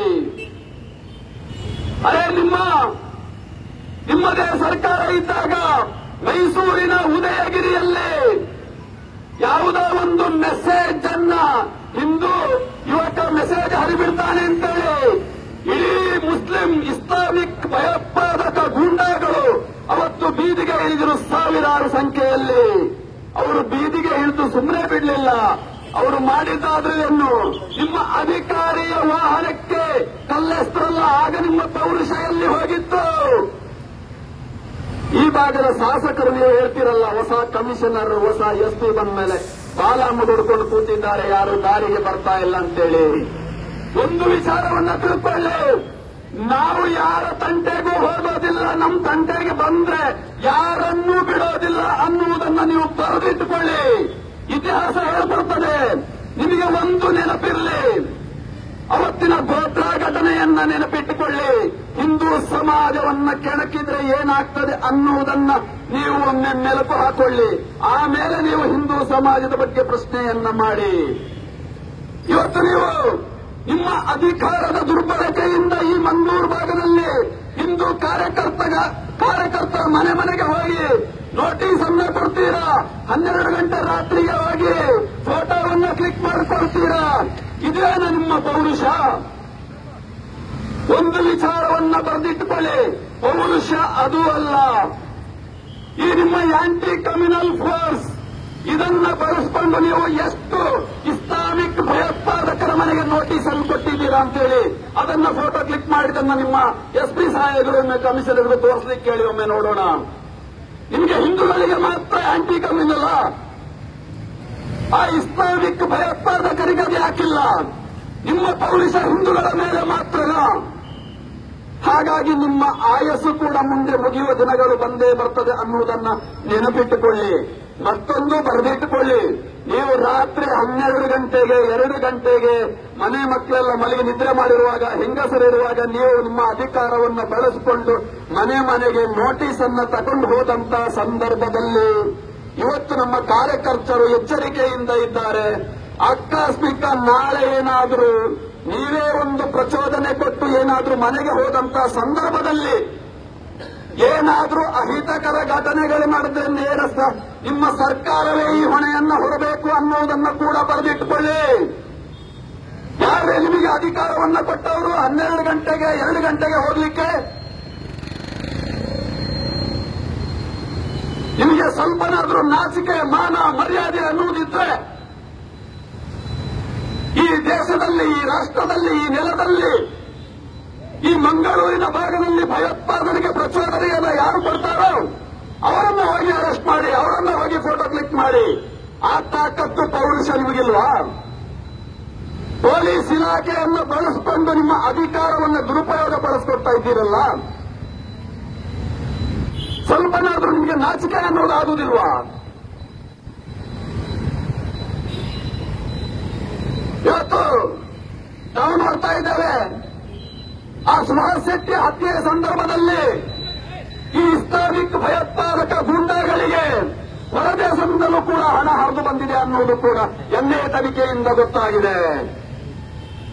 ಯಾರು ಇಲ್ಲಿ ಭಯೋತ್ಪಾದಕರು? ಯಾರು ಭಯೋತ್ಪಾದಕರು? ನಿಮ್ಮ ನಾಲಿಗೆ ಈಗ ಮಾತನಾಡ್ತಿಲ್ವಾ? ಇಡೀ ರಾಜ್ಯದಲ್ಲಿ ಅಶಾಂತಿಯನ್ನು ಸೃಷ್ಟಿ ಮಾಡಿ ನಿಮ್ಮ ತೆವಲನ್ನು ತೀರಿಸಿಕೊಳ್ತಿದ್ದೀರಲ್ಲ ನಿಮ್ಮ ರಾಜಕಾರಣಕ್ಕೋಸ್ಕರ. ಒಂದನ್ನ ಬರೆದಿಟ್ಟುಕೊಳ್ಳಿ, ಇವತ್ತು ಈ ಭಾಗದಲ್ಲಿ ಮತಾಂತರ ಆಗ್ತಾ ಇದೆ, ಲವ್ ಜಿಹಾದ್ ಆಗ್ತಾ ಇದೆ, ಗೋಹತ್ಯೆ ಆಗ್ತಾ ಇದೆ. ನಾಳೆ ಬೇರೆ ಬೇರೆ ಪ್ರಕರಣಗಳು ಆಗಬಹುದು. ಈ ರಾಷ್ಟ್ರದ ಕಾಶ್ಮೀರದಲ್ಲಿ ಏನಾಯಿತು? ಒಂದೇ ರಾತ್ರಿಯಲ್ಲಿ ಅವತ್ತು ಹಿಂದೂಗಳನ್ನು ಒಕ್ಕಲೆಬ್ಬಿಸಲಿಲ್ವಾ? ನಾನು ಮತ್ತೊಮ್ಮೆ ಕೇಳ್ತೇನೆ, ಕಾಶ್ಮೀರದ ಘಟನೆ ಎಲ್ಲಾದರೂ ಪುತ್ತೂರಿನ ಯಾವುದೋ ಮಸೀದಿ ಮೇಲೆಯಿಂದ ಮೈಕದಲ್ಲಿ ಹಿಂದೂಗಳೇ ಬಿಟ್ಟು ತೊಲಗಿ ಅನ್ನುವ ಘೋಷಣೆಗಳು ನಾಳೆ ಬರಬಹುದು. ಬಂದಾಗ ಶಾಸಕರುಗಳೇ ಎಚ್ಚರಿಕೆಯಿಂದ ಕೇಳಿಸಿಕೊಳ್ಳಿ. ಕಾಶ್ಮೀರದಲ್ಲಿ ಆದಂತಹ ಪರಿಸ್ಥಿತಿ ದಕ್ಷಿಣ ಕನ್ನಡದಲ್ಲಿ ಏನಾದ್ರೂ ಬಂದ್ರೆ ನಾಳೆ ನಿಮ್ ಜೊತೆಗೆ ಅಲ್ಪಸಂಖ್ಯಾತ ಗುಲಾಮರು ಯಾರೂ ನಿಲ್ಲೋದಿಲ್ಲ. ನಿಲ್ಲುವುದು ಹಿಂದೂ ಸಮಾಜವೇ. ಇದನ್ನು ನೀವು ಬರೆದಿಟ್ಟುಕೊಳ್ಳಿ. ನಾಳೆ ನಿಮ್ಮ ಮನೆಗಳಲ್ಲಿ ನಿಮ್ಮ ಹೆಂಡತಿ ಮಕ್ಕಳ ಮೇಲೆ ಕಾಶ್ಮೀರದಲ್ಲಿ ಯಾವ ರೀತಿಯ ಅತ್ಯಾಚಾರಗಳಾದರೆ ಇದೇ ಹಿಂದೂ ಸಮಾಜ ನಿಮ್ ಜೊತೆ ನಿಲ್ಲುವುದನ್ನು ನೀವು ಬರೆದಿಟ್ಟುಕೊಳ್ಳಿ. ಹೆಚ್ಚು ಓಲೈಕೆ ತುಷ್ಟೀಕರಣ ನಿಮಗೆ ಒಳ್ಳೆಯದಲ್ಲ ಅನ್ನುವುದನ್ನು ಕೂಡ ನೆನಪಿನಲ್ಲಿ ಇಟ್ಟುಕೊಳ್ಳಿ. ಅವರಿಗೆ ಇಲ್ಲಿಯ ಅಲ್ಪಸಂಖ್ಯಾತರ ಹೆಸರಿನಲ್ಲಿರತಕ್ಕಂಥ ಇಸ್ಲಾಮಿಕ್ ಭಯೋತ್ಪಾದಕರಿಗೆ ಇಲ್ಲಿಯ ಸಂವಿಧಾನದ ಮೇಲೆ ಗೌರವ ಇಲ್ಲ, ಇಲ್ಲಿನ ಕಾನೂನು ಮೇಲೆ ಗೌರವ ಇಲ್ಲ. ಅವರಿಗೆ ಗೌರವ ಇರುವುದು ಶರೀಅತ್ನ ಮೇಲೆ ಮಾತ್ರ. ಹಾಗಾಗಿ ನಿಮ್ಮ ಸಂವಿಧಾನ ಅವರ ಹತ್ರ ವರ್ಕೌಟ್ ಆಗುವುದಿಲ್ಲ, ಕಾನೂನು ವರ್ಕೌಟ್ ಆಗುವುದಿಲ್ಲ. ಆದರೆ ನಾವು ಸಂವಿಧಾನ ಕಾನೂನಿನ ಚೌಕಟ್ಟಿನ ಒಳಗಡೆ ಕೆಲಸವನ್ನು ಮಾಡೋರು, ಧರ್ಮವನ್ನು ಉಳಿಸಿಕೊಳ್ಳೋರು. ಬಂಧುಗಳೇ, ಈ ದಕ್ಷಿಣ ಕನ್ನಡ ಜಿಲ್ಲೆಯಲ್ಲಿ ಇನ್ನು ಮುಂದೆ ನಿಮ್ಮ ಅಧಿಕಾರದ ದರ್ಪವನ್ನ ಬಳಸಿಕೊಂಡು ಏನಾದರೂ ಕಾರ್ಯಕರ್ತರ ಮೇಲೆ ಏನಾದರೂ ದಬ್ಬಾಳಿಕೆಯನ್ನ ಮಾಡುವುದು, ಕೇಸನ್ನ ಹಾಕುವುದು, ಜೈಲಿಗೆ ಕಳಿಸುವಂತ ಪ್ರಯತ್ನ ಮಾಡುವುದು, ಸುಳ್ಳು ಕೇಸುಗಳನ್ನು ಮತ್ತೆ ಮತ್ತೆ ಹಾಕುವುದರಿಂದ ಏನಾದರೂ ಮಾಡ್ತಾ ಹೋದ್ರೆ ಹಿಂದೂ ಸಮಾಜ ಅದಕ್ಕೆ ಸರಿಯಾದ ಉತ್ತರವನ್ನೇ ಕೊಡಬೇಕಾಗ್ತದೆ. ಹಾಗೆ ಹೇಳು, ನಾವು ಯಾರ ತಂಟೆಗೂ ಹೋಗೋದಿಲ್ಲ. ನಮ್ಮ ತಂಟೆಗೆ ಬಂದ್ರೆ ನಾವು ಯಾರನ್ನೂ ಬಿಡೋದಿಲ್ಲ. ಆದರೆ ಒಂದು ವಿಚಾರವನ್ನು ತಿಳ್ಕೊಳ್ಳಿ, ಆ ಸುಹಾಸ್ ಶೆಟ್ಟಿಯ ಹತ್ಯೆ ಆದಾಗ ಇದೇ ಪೊಲೀಸ್ ಇಲಾಖೆಯವರು ಆತ್ಮರಕ್ಷಣೆಗೋಸ್ಕರವಾದರೂ ವಾಹನದಲ್ಲಿ ಏನಾದರೂ ಇಟ್ಕೊಳ್ಬೇಕು ಅಂತೇಳಿ ಪ್ರಯತ್ನ ಪಟ್ಟಾಗಲೂ ಕೂಡ ಪೊಲೀಸ್ ಇಲಾಖೆಯನ್ನ ಬಳಸಿಕೊಂಡು ಒಂದು ದಿವಸವೂ ಬಿಡದೆ ಮತ್ತೆ ಮತ್ತೆ ಮತ್ತೆ ಮತ್ತೆ ವಾಹನವನ್ನು ತನಿಖೆ ಮಾಡಿಸಿದ್ದು ಯಾಕಾಗಿ? ಸರ್ಕಾರದ ಮೂಲಕ ಅಧಿಕಾರಿಗಳಿಗೇನಾದ್ರೂ ಗೊತ್ತಿತ್ತಾ? ಪೊಲೀಸ್ ಇಲಾಖೆಗೇನಾದ್ರೂ ಗೊತ್ತಿತ್ತಾ? ಇವತ್ತಲ್ಲ ನಾಳೆ ಸುಹಾಸ್ ಶೆಟ್ಟಿಯ ಹತ್ಯೆ ಆಗ್ತದೆ, ಆ ವಾಹನದಲ್ಲಿ ಏನಾದ್ರೂ ಶಸ್ತ್ರ ಇದ್ರೆ ಅದು ಕಷ್ಟ ಆಗಬಹುದು. ಹಾಗಾಗಿ ಶಸ್ತ್ರ ಇಲ್ಲದ ರೀತಿಯಲ್ಲಿ ಏನಾದ್ರೂ ನಿಮಗೆ ಅಧಿಕಾರಿಗಳಿಗೆ ಪ್ರಚೋದನೆಯನ್ನೇನಾದ್ರೂ ಕೊಟ್ಟಿದ್ರ ಸರ್ಕಾರದ ಕಡೆಯಿಂದ? ಆತ್ಮಾವಲೋಕನ ಮಾಡ್ಕೋಬೇಕಲ್ಲ ನೀವು. ಒಂದು ವಾರದಿಂದ ಬಿಡದೆ ಯಾಕಾಗಿ ನೀವು ವಾಹನವನ್ನು ತನಿಖೆ ಮಾಡಿದ್ದೀರಾ?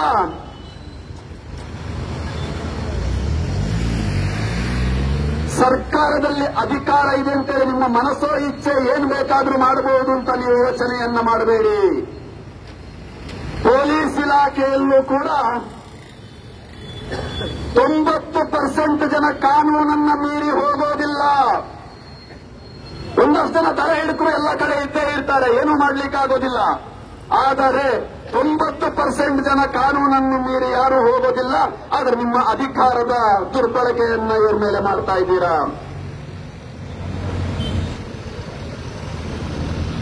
ಒಂದು ಬರೆದಿಟ್ಟುಕೊಳ್ಳಿ, ಈ ರಾಷ್ಟ್ರದಲ್ಲಿ ಹಿಂದೂಗಳಿಗಾಗಿರತಕ್ಕಂಥ ನೆಲ ಇದು ಒಂದೇ. ನಿಮ್ಮ ರಾಜಕಾರಣಕ್ಕೋಸ್ಕರ ಇದನ್ನು ಬಲಿ ಕೊಡಬೇಡಿ. ನಾವು ಹಿಂದುತ್ವ, ಹಿಂದೂ ಸಮಾಜ, ಈ ರಾಷ್ಟ್ರ, ಈ ಧರ್ಮ ಇದನ್ನು ಉಳಿಸಲಿಕ್ಕೋಸ್ಕರವಾಗಿ ನಮ್ಮ ಹೋರಾಟ. ನಾವು ಭಯೋತ್ಪಾದನೆಯನ್ನ ಮಾಡಲಿಕ್ಕೋಸ್ಕರ ನಮ್ಮ ಹೋರಾಟ ಅಲ್ಲ, ನಮ್ಮ ರಾಷ್ಟ್ರವನ್ನ ನಮ್ಮ ಧರ್ಮವನ್ನ ಉಳಿಸಲಿಕ್ಕೋಸ್ಕರವಾಗಿ ನಾವು ಹೋರಾಟ ಮಾಡ್ತಾ ಇರುವಂತದ್ದು. ಆದರೆ ನೀವ್ಯಾರಿಗೆ ಪ್ರಚೋದನೆ ಕೊಡ್ತಾ ಇದ್ದೀರಾ? ಅಲ್ಪಸಂಖ್ಯಾತರ ಹೆಸರಿನಲ್ಲಿ ವೋಟ್ ಬ್ಯಾಂಕಿಗೋಸ್ಕರವಾಗಿ ನೀವು ಓಲೈಕೆ ಮಾಡಿ ಇದನ್ನು ಮಾರಾಟ ಮಾಡಲಿಕ್ಕೆ ಹೊರಟಿದ್ದೀರಲ್ಲ. ಸ್ವಾತಂತ್ರ್ಯ ಪೂರ್ವದಲ್ಲಿ ಇಡೀ ಅಖಂಡ ಭಾರತಕ್ಕಾಗಿ ಸ್ವಾತಂತ್ರ್ಯಕ್ಕಾಗಿ ಹೋರಾಟ ಮಾಡಿದ್ದು ಆ ಕಾಂಗ್ರೆಸ್ಸೇ ಬೇರೆ. ಆದರೆ ಇಸ್ಲಾಮೀಕರಣದ ಬುದ್ಧಿಯನ್ನ ಜಿನ್ನಾವತ್ತು ತೋರಿಸೇ ಬಿಟ್ಟ 47ರ ಮಧ್ಯರಾತ್ರಿಯಲ್ಲಿ ಮತ್ತೊಂದು ಪಾಕಿಸ್ತಾನವಾಯಿತು. ಅದನ್ನು ಮಾಡಿದ್ದು ಯಾರು? ನೀವೇ ಅಲ್ವಾ? ಇವತ್ತು ಮತ್ತೊಂದು ಕಾಶ್ಮೀರ ನಮ್ಮ ಕೈ ತಪ್ಪಿ ಹೋಯಿತು. ಯಾಕಾಗಿ ಹೋಯಿತು? ಅಲ್ಲಿಯೂ ಹಿಂದೂಗಳು ಇರಲೇ ಇಲ್ವಾ? ಈ ಕಾಂಗ್ರೆಸ್ ಗುಲಾಮರಿಗೆ ಹೃದಯ ಮಿಡಿಲೇ ಇಲ್ವಾ? ಅಲ್ಲಿಯ ಹಿಂದೂಗಳನ್ನ ಮಧ್ಯರಾತ್ರಿಯಲ್ಲಿ ಗಂಡಸರ ಎದುರಲ್ಲಿ ಹೆಂಗಸರನ್ನ ಅತ್ಯಾಚಾರ ಮಾಡಿ ಮಕ್ಕಳನ್ನ ಕೊಲೆ ಮಾಡಿ ಕಳಿಸಿದಾಗ ಈ ಕಾಂಗ್ರೆಸ್ನವರಿಗೆ ಹೃದಯ ಮಿಡಿಲೇ ಇಲ್ಲ. ಇವತ್ತು ಕರ್ನಾಟಕದಲ್ಲೂ ಕೂಡ ಅದನ್ನು ಮಾಡಲಿಕ್ಕೆ ಹೊರಟಿದ್ದೀರಾ ಕಾಂಗ್ರೆಸ್ನವರೇ? ಉತ್ತರ ಕೊಡಬೇಕಲ್ಲ ನೀವು. ಒಂದೊಂದು ಕಾರ್ಯಕ್ರಮದಲ್ಲಿ ನೋಡಿದೆ ನಾನು, ನಮ್ಮ ರಾಜ್ಯದ ಮುಖ್ಯಮಂತ್ರಿ ಸಿದ್ದರಾಮಯ್ಯ ಏನ್ ಮಾಡಿದ್ರು? ಪೊಲೀಸ್ ಅಧಿಕಾರಿಗೆ ಕಪಾಳ ಮೋಕ್ಷ ಮಾಡಲಿಕ್ಕೆ ಹೋದ್ರು. ಇದನ್ನು ನಾವು ಸಹಿಸೋದಿಲ್ಲ. ನಾವು ಯಾವತ್ತು ನಮ್ಮ ರಾಷ್ಟ್ರೀಯ ರಕ್ಷಣೆಗೋಸ್ಕರ ನಿಲ್ಲತಕ್ಕಂಥವರು, ನಾವು ಯಾವುದೇ ಕಾರಣಕ್ಕೋಸ್ಕರ ಆ ಆರ್ಮಿಯ ಯೋಧರನ್ನು, ಪೊಲೀಸ್ ಇಲಾಖೆಯನ್ನು ನಾವು ಬಿಟ್ಟು ಕೊಡುವ ಪ್ರಶ್ನೆಯೇ ಇಲ್ಲ. ಇದನ್ನು ನೀವು ಬರೆದಿಟ್ಟುಕೊಳ್ಳಿ. ಇವತ್ತು ಸಂಘ ಪರಿವಾರ ಯಾವತ್ತಾದರೂ ರಾಷ್ಟ್ರಕ್ಕೆ ಆತಂಕ ಆಗುವ ರೀತಿಯ ಒಂದು ಚಟುವಟಿಕೆಯನ್ನು ಇದುವರೆಗೆ ಮಾಡಲೇ ಇಲ್ಲ. ನಮ್ಮ ಮೇಲೆ ಆದಂತ ಆಕ್ರಮಣವನ್ನು ತಡ್ಕೊಂಡು ಬಂದಿದೆ, ಅದರ ಪ್ರಶ್ನೆ ಮಾಡಿಕೊಂಡೇ ಬಂದಿದೆ.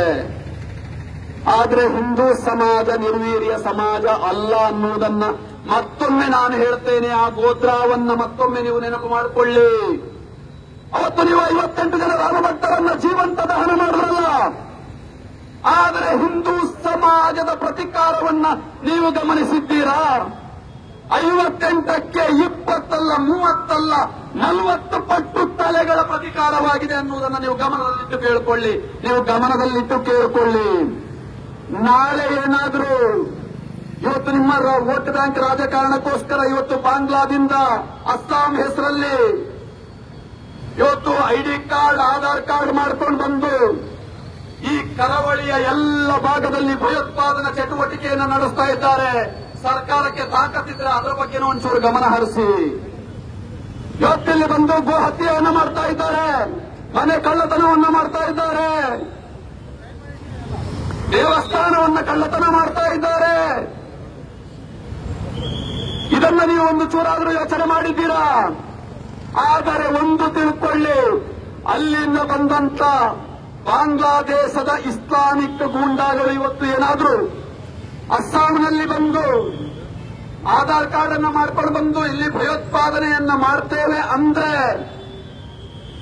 ಎಚ್ಚರಿಕೆಯಿಂದ ಕೇಳಿಸ್ಕೊಳ್ಳಿ, ನಾವು ಕೂಡ ಶಸ್ತ್ರಗಳನ್ನು ಬಳಸಬೇಕಾಗ್ತದೆ ಅನ್ನುವಂತಹ ಉದಾಹರಣೆಯನ್ನು ಕೊಡ್ತಾ ಇದ್ದೇನೆ.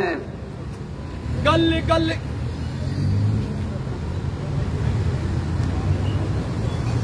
ಇವತ್ತು ಅಸ್ಸಾಮಿನ ಹೆಸರಿನಲ್ಲಿ ಬಂದಂತ,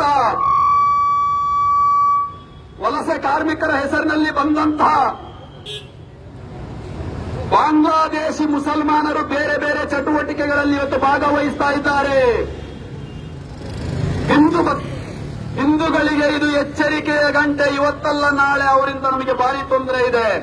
ಹಾಗಾಗಿ ಮುಂದೆ ಏನಾದರೂ ಅಹಿತಕರ ಘಟನೆಗಳಿಗೆ ಏನಾದರೂ ಅವರು ಕೈ ಹಾಕಿದ್ರೆ, ನಾಳೆ ಏನಾದರೂ ಗೋಹತ್ಯೆಯನ್ನ ಮಾಡಲಿಕ್ಕೆ ಪ್ರಾರಂಭ ಮಾಡಿದ್ರೆ, ನಾಳೆ ದೇವಸ್ಥಾನ ಕಳ್ಳತನ, ಮನೆ ಕಳ್ಳತನ, ಹತ್ಯೆಯಂತ ಪ್ರಕರಣಗಳಲ್ಲಿ ಅವರೇನಾದರೂ ಭಾಗವಹಿಸಿದ್ರೆ ನಾವ್ಯಾಕೆ ಬೀದಿಗಳಲ್ಲಿ ಅಟ್ಟಾಡಿಸಿಕೊಂಡು ಅವರಿಗೆ ಹೊಡಿಬಾರದು? ಇಲ್ಲಿರತಕ್ಕಂತಹ ಅವರಿಗೆ ಬೆಂಬಲವನ್ನ ಕೊಡತಕ್ಕಂತಹ ಇಸ್ಲಾಮಿಕ್ ಭಯೋತ್ಪಾದಕ ಗೂಂಡಾಗಳು ಒಂದಷ್ಟು ಪರ್ಸೆಂಟ್ ಅವರ ಜೊತೆ ಸೇರ್ಕೊಂಡಿದ್ದಾರೆ. ಇದನ್ನು ಕೂಡ ಎಚ್ಚರಿಕೆಯಿಂದ ನೀವು ಕೇಳಿಸ್ಕೊಳ್ಬೇಕಲ್ಲ. ಇವತ್ತು ಟಿಪ್ಪು ಜಯಂತಿ ನಡೆಸಿದ್ರು ಈ ಸರ್ಕಾರ. ಟಿಪ್ಪು ಜಯಂತಿ ನಡೆಸಿ ಕೊಡಗಿನಲ್ಲಿ ಟಿಪ್ಪು ಜಯಂತಿ ಆದಾಗ ಮಂಗಳೂರು ಭಾಗದಿಂದ ಬಂದ್ರು, ಮೈಸೂರು ಭಾಗದಿಂದ ಬಂದ್ರು, ಕೇರಳ ಭಾಗದಿಂದ ಬಂದ್ರು, ಟಿಪ್ಪು ಜಯಂತಿ ಮಾಡಲಿಕ್ಕೆ ಬಂದ್ರು. ಆದರೆ ನಮ್ಮಲ್ಲಿ ಹಿಂದೂ ಕಾರ್ಯಕರ್ತರ ಹತ್ಯೆಯೂ ಕೂಡ ಆಯಿತು. ಎಲ್ಲಿಂದ ಬಂದ್ರು ಅವರು? ಯಾಕಾಗಿ ಬಂದ್ರು? ಆ ಮುಸಲ್ಮಾನರು ಟಿಪ್ಪು ಜಯಂತಿ ಮಾಡ್ತೇವೆ ಅನ್ನೋ ಹೆಸರಿನಲ್ಲಿ ಹಿಂದೂಗಳ ಮೇಲೆ ನರಮೇಧವನ್ನು ಮಾಡಲಿಕ್ಕೆ ಬಂದಿದ್ರು.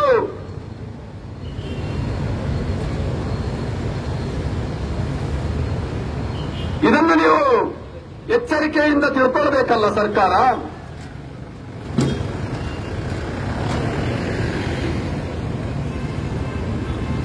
ಒಂದು ವಿಚಾರವನ್ನ ತಿಳ್ಕೊಳ್ಳಿ, ಇವತ್ತು ಹಿಂದೂ ಸಮಾಜ ಜಾಗೃತಿಯಿಂದ ಇದನ್ನೆಲ್ಲ ನೋಡ್ತಾ ಇದೆ. ಈ ರಾಜಕಾರಣದ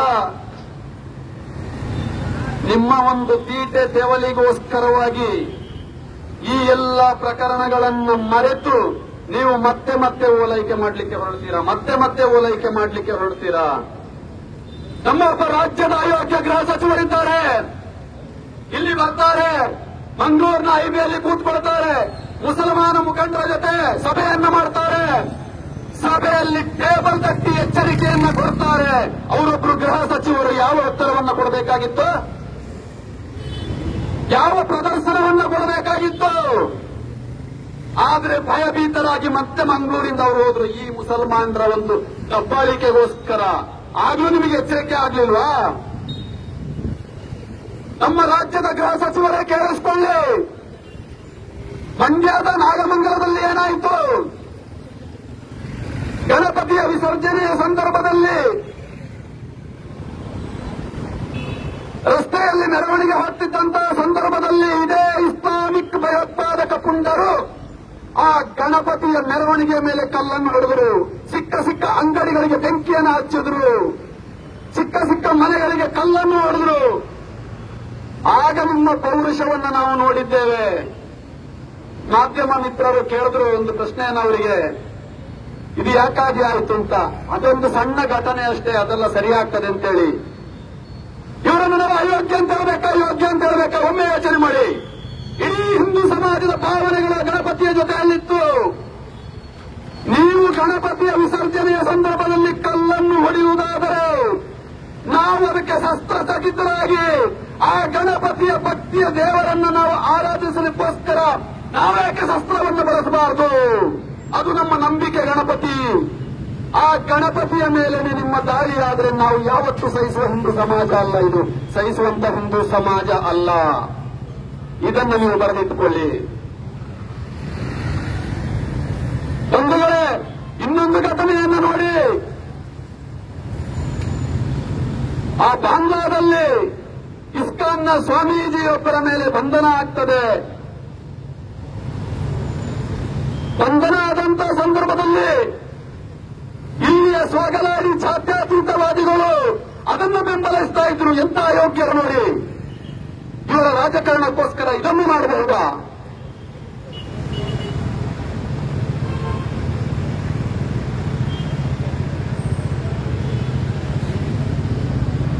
ಈ ದೇಶದ ನೆಲದಲ್ಲಿ ಪ್ರತಿಯೊಬ್ಬರಿಗೂ ಕೂಡ ವಾಕ್ ಸ್ವಾತಂತ್ರ್ಯವಿರ್ತದೆ ಅನ್ನುವುದನ್ನು ಮರಿಬಾರದು. ಯಾಕೆ ಅಂತ ಹೇಳಿದ್ರೆ, ಇವತ್ತು ಇಂತಹ ಕಾರ್ಯಕ್ರಮ ಬೇರೆ ಬೇರೆ ಭಾಗಗಳಲ್ಲಿ ಆಯೋಜಿಸಿದಂತಹ ಸಂದರ್ಭದಲ್ಲಿ ನಿಮ್ಮ ಅಧಿಕಾರಿಗಳನ್ನು ಬಳಸಿಕೊಂಡು ಹಿಂದೂ ಮುಖಂಡರು ಆ ಪ್ರದೇಶಕ್ಕೆ ಬರಬಾರದು ಅನ್ನತಕ್ಕಂಥ ನಿರ್ಬಂಧವನ್ನು ಹೇರ್ತಿರಲ್ಲ.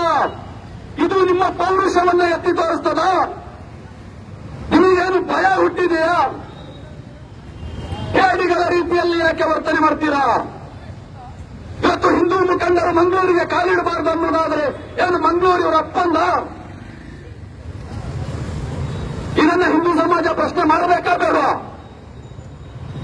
ಈ ದೇಶ ನಮ್ದು, ಈ ದೇಶಕ್ಕೆ ಗೌರವ ಕೊಡ್ತೇವೆ, ಈ ಕಾನೂನಿಗೆ ಗೌರವ ಕೊಡ್ತೇವೆ, ಈ ಸಂವಿಧಾನಕ್ಕೆ ಗೌರವವನ್ನು ನಾವು ಕೊಡ್ತೇವೆ. ಆದರೆ ಹಿಂದೂ ಕಾರ್ಯಕರ್ತ ಅಂತೇಳಿ ಹಿಂದೂ ಮುಖಂಡರನ್ನ ನೀವು ಒಳಗಡೆ ಬರಲಿಕ್ಕೆ ಬಿಡೋದಿಲ್ಲ, ತಡೀತೀರಾ ಅನ್ನುವುದಾದ್ರೆ ಎಂತ ಹೇಳಿಗಳು ನೀವು? ತಲೆ ಹಿಡಕ ಸರ್ಕಾರದ ನಿಮ್ದು ನಾಚಿಕೆ ಆಗಬೇಕಲ್ಲ ನಿಮಗೆ? ಹಿಂದೂ ಪ್ರಮುಖರೇನಾದ್ರೂ ಭಯೋತ್ಪಾದನೆ ಮಾಡಲಿಕ್ಕೆ ಬರ್ತಾರೆ ಅಂದ್ರೆ ಈ ಪೌರುಷವನ್ನು ನೀವು ಯಾಕೆ ಮುಸಲ್ಮಾನರ ಮೇಲೆ ತೋರಿಸೋದಿಲ್ಲ? ಈ ಭಯೋತ್ಪಾದಕ ಮುಸಲ್ಮಾನರ ಮೇಲೆ ಯಾಕೆ ತೋರಿಸೋದಿಲ್ಲ?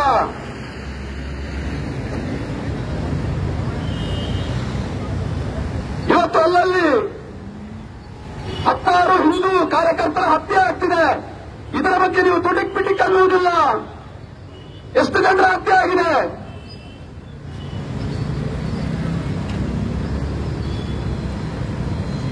ಅವತ್ತು ಬೀಜಹಳ್ಳಿ ಕೆಜಹಳ್ಳಿ ಘಟನೆ ಆಯಿತು,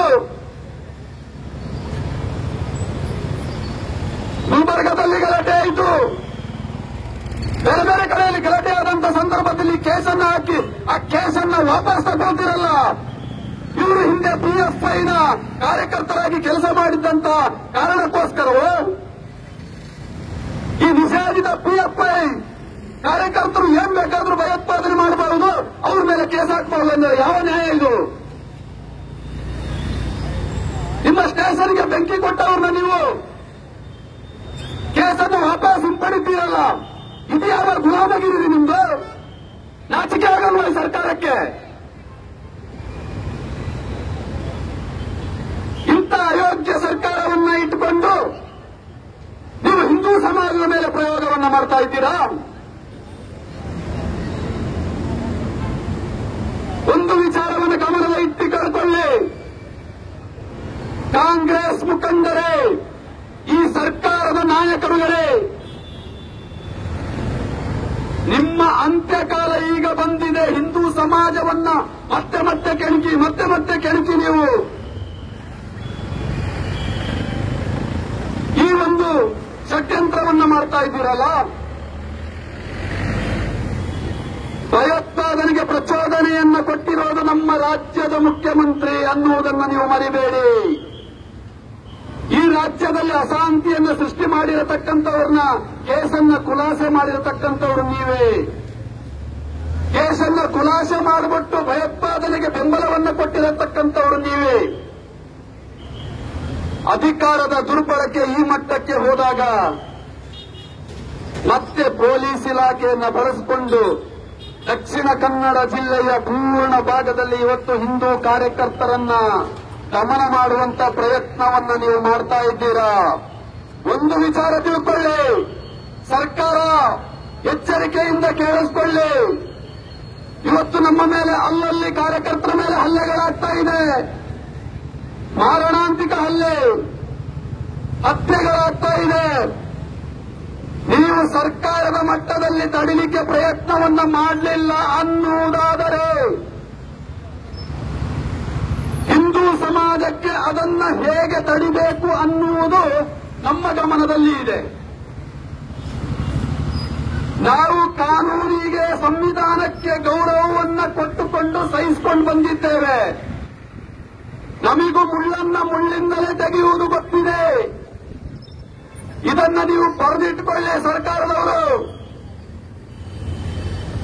ನಿಮಗೆ ಕಂಟ್ರೋಲ್ ಮಾಡಲಿಕ್ಕೆ ಆಗ್ಲಿಲ್ಲ ಅಂತ ಹೇಳಿದ್ರೆ ಹೇಳಿ, ಆಮೇಲೆ ನೋಡೋಣ. ನಾವು ಕೂಡ ಎಲ್ಲಿ ತನಕ ತಾಳ್ಬೇಕು ಅಲ್ಲಿ ತನಕ ತಾಳ್ತೇವೆ. ನಮ್ಮ ರಕ್ಷಣೆಗೋಸ್ಕರ, ಈ ಸಮಾಜದ ರಕ್ಷಣೆಗೋಸ್ಕರ, ಈ ಸಮಾಜದ ಏಳಿಗೆಗೋಸ್ಕರ ನಾವು ಕೂಡ ಸನ್ನದ್ಧರಾಗಿದ್ದೇವೆ ಅನ್ನುವುದನ್ನ ಮರಿಬೇಡಿ. ಇಲ್ಲಿಯ ಶಾಸಕರು ಏನೋ ಗೇಲಿ ಮಾಡುವ ರೀತಿಯಲ್ಲಿ ಮಾತನಾಡಿದ್ರಲ್ಲ ನಿನ್ನೆ. ಹೊಸ ಕಮಿಷನರು, ಹೊಸ ಎಸ್ಪಿ ಬಂದಿದ್ದಾರೆ, ಇನ್ನು ನಿಮ್ಮ ಆಟ ನಡೆಯೋದಿಲ್ಲ, ಬಾಲ ಮುದುಡ್ಕೊಂಡು ಕೂತಿದ್ದೀರಾ ಅಂತ ಅವರಿಗೂ ಗೊತ್ತಿದೆ. ನೀವು ಅಯೋಗ್ಯರು ಅನ್ನೋದು ಅವರಿಗೂ ಗೊತ್ತಿದೆ, ಕಮಿಷನರ್ಗೂ ಗೊತ್ತಿದೆ, ಎಸ್ಪಿ ಸಾಹೇಬರಿಗೂ ಗೊತ್ತಿದೆ. ಸಂಘ ಪರಿವಾರ ಈ ರಾಷ್ಟ್ರದ ರಕ್ಷಣೆಗಾಗಿ ಕೊಂಕ ಕಟ್ಟಿ ನಿಂತಿರತಕ್ಕಂಥ ಸಂಘಟನೆ ಅನ್ನೋದು ಅವರಿಗೂ ಗೊತ್ತಿದೆ. ಆದರೆ ನಿಮ್ಮಾಟ ಹೆಚ್ಚು ನಡೆಯುವುದಿಲ್ಲ. ಎಚ್ಚರಿಕೆಯಿಂದ ಕೇಳಿಸಿಕೊಳ್ಳಿ.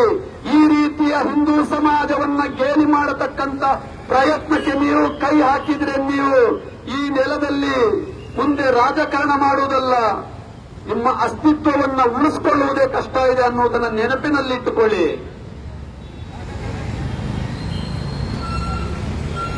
ಈ ದಕ್ಷಿಣ ಕನ್ನಡ ಜಿಲ್ಲೆಯಲ್ಲಿ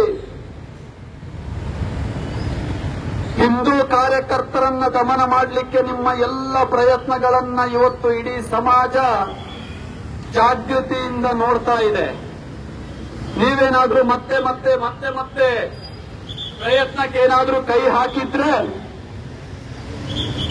ನಿಮ್ಮ ದಮನ ಕೂಡ ಆಗುವುದು ಅಲ್ಲೇ ಅನ್ನುವುದು ಯೋಚನೆಯಲ್ಲಿ ಇಟ್ಟುಕೊಳ್ಳಿ. ಈ ತನಕ ನಾವು ಹಿಂದೂ ನಾಯಕರನ್ನ ಕಳ್ಕೊಂಡಿದೆ ಹೆಚ್ಚು. ಮೂಡುಬಿದಿರೆಯ ಶರತ್ ಮಡಿವಾಳ ಇರಬಹುದು, ಸುಖಾನಂದ ಶೆಟ್ಟಿ ಇರಬಹುದು,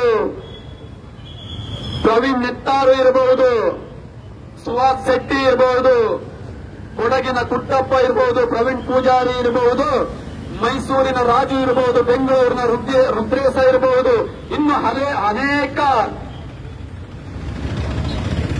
ಹಿಂದೂ ನಾಯಕರನ್ನ ಇವತ್ತು ಸಮಾಜ ಕಳ್ಕೊಂಡಿದೆ. ಅದಕ್ಕೆಲ್ಲ ಕಾರಣ ಇದೇ ಇಸ್ಲಾಮಿಕ್ ಭಯೋತ್ಪಾದಕ ಗೂಂಡಾಗಳು.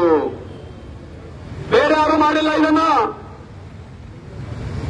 ಇತಿಹಾಸವನ್ನು ಕೆಣಕಿ ನೋಡಿ. ಹಿಂದೂ ಸಮಾಜದಿಂದ, ಹಿಂದೂ ಸಂಘಟನೆಗಳಿಂದ ಯಾವುದೇ ಕಾರಣಕ್ಕೂ ಕೂಡ ಇದುವರೆಗೆ ಅಂತಹ ಕೃತ್ಯಗಳು ಆಗಲೇ ಇಲ್ಲ.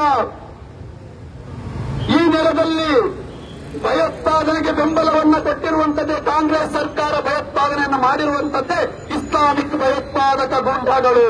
ಅವರನ್ನ ಪೋಷಿಸತಕ್ಕಂಥದ್ದು ಇದೇ ಕಾಂಗ್ರೆಸ್ ಸರ್ಕಾರ. ಅವ್ರ ಮೇಲೆ ಕೇಸ್ ಇಲ್ಲ, ಅವ್ರ ಮೇಲೆ ತನಿಖೆ ಇಲ್ಲ. ಯಾರನ್ನೋ ಕರ್ಕೊಂಡೋಗಿ ಫಿಕ್ಸ್ ಮಾಡ್ತಾರೆ, ಅಲ್ಲಿಂದ ಬಿಡುಗಡೆ ಮಾಡ್ತಾರೆ, ಕೇಸನ್ನ ಖುಲಾಸೆ ಮಾಡ್ತಾರೆ. ಇಂಥ ಅಯೋಗ್ಯ ಸರ್ಕಾರದಿಂದ ಮಾತ್ರ ಇದು ಸಾಧ್ಯ. ಇನ್ನೊಂದು ಹೇಳಲಿಕ್ಕೆ ಇಷ್ಟಪಡ್ತೇನೆ. ನೀವು ನೋಟಿಸ್ ತಗೊಂಡು ಹೋದ್ರಲ್ಲ ನಮ್ಮ ಕಾರ್ಯಕರ್ತರ ಮನೆಗಳಿಗೆ, ನಿಮಗೆ ಆಯೋಗ ಜಾರಿಸಿದ್ದು ನಮಗೆ ಗೊತ್ತಿದೆ, ಕಾನೂನು ನಮಗೂ ಗೊತ್ತಿದೆ, ಸಂವಿಧಾನದಲ್ಲಿ ಏನೇನಾಗಿದೆ ಅನ್ನುವುದು ನಮಗೆ ಗೊತ್ತಿದೆ. ಇದನ್ನು ತಿಳ್ಕೊಳ್ಳಿ. ನಿಮ್ಮ ಸರ್ಕಾರ, ನಿಮ್ಮ ಶಾಸಕರು ಕೂಡ ಅದನ್ನು ತಿಳ್ಕೊಳ್ಬೇಕಾಗ್ತದೆ. ಇವತ್ತು ಭಯೋತ್ಪಾದನೆ ಸೃಷ್ಟಿ ಮಾಡಿರತಕ್ಕಂಥದ್ದು ಹಿಂದೂಗಳಲ್ಲ. ಇದನ್ನು ತಿಳ್ಕೊಳ್ಬೇಕಲ್ಲ ನೀವು. ಬಂಧುಗಳೇ,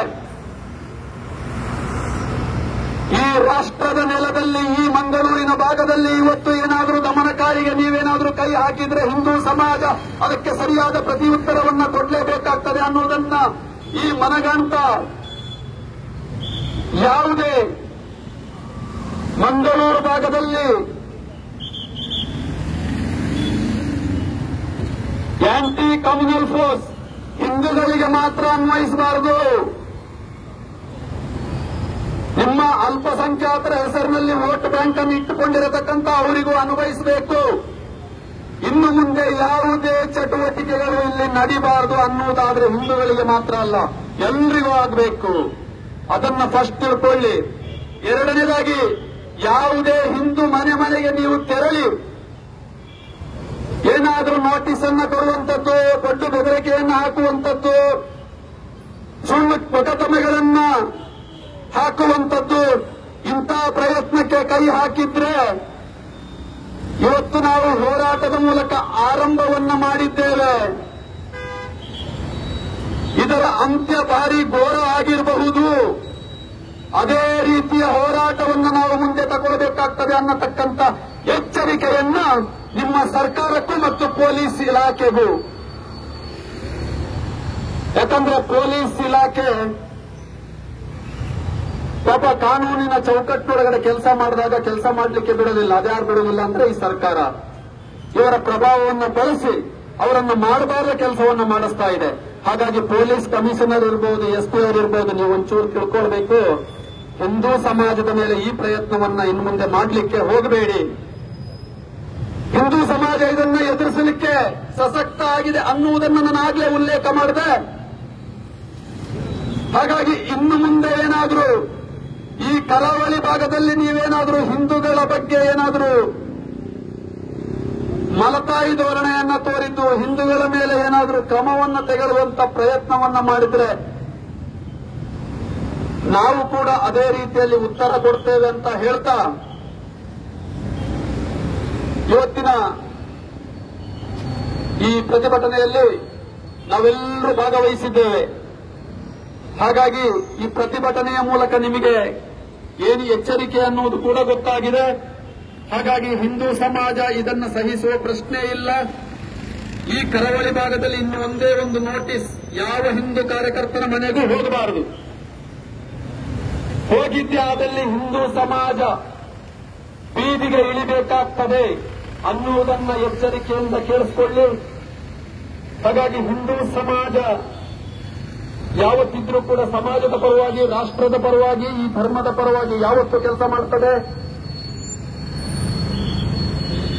ಯಾವುದೇ ಅಹಿತಕರ ಘಟನೆಗಳಿಗೆ ಅವಕಾಶವನ್ನ ಸರ್ಕಾರ ದುರ್ಬಳಕೆ ಮಾಡಿಕೊಂಡು ಪೊಲೀಸರ ಮೇಲೆ ಒತ್ತಡವನ್ನು ಹೇರಿ ಇನ್ನು ಮುಂದೆ ಮಾಡಲಿಕ್ಕೆ ಅವಕಾಶವನ್ನ ಕೊಡಬಾರದು ಅನ್ನತಕ್ಕಂತಹ ಆಗ್ರಹದ ಮೂಲಕ ನನ್ನ ಮಾತುಗಳಿಗೆ ವಿರಾಮವನ್ನು ಹೇಳ್ತಾ ಇದ್ದೇನೆ. बोलो भारत माता की